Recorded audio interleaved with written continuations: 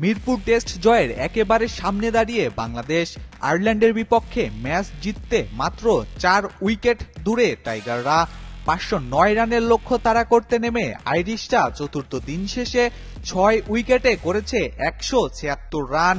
জিততে হলে শেষ দিনে তাদের করতে হবে আরও ৩৩৩ রান, আর বাংলাদেশের দরকার মাত্র ৪টি উইকেট। এই ম্যাচে আলো ছড়িয়েছেন মুশফিকুর রহিম। ক্যারিয়ারের ১০০তম টেস্টে দুর্দান্ত সেঞ্চুরি করে ইতিহাস গড়েছেন তিনি।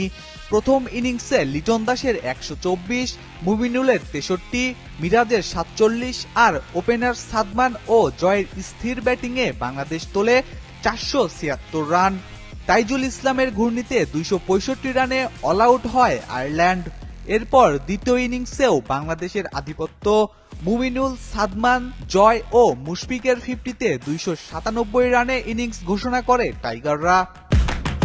চতুর্থ দিন শেষে ম্যাচ পুরোপুরি বাংলাদেশের নিয়ন্ত্রণে। শেষ দিনে টাইগারদের প্রয়োজন শুধু ৪টি উইকেট। বলা চলে জয় যেন এখন শুধু সময়ের ব্যাপার।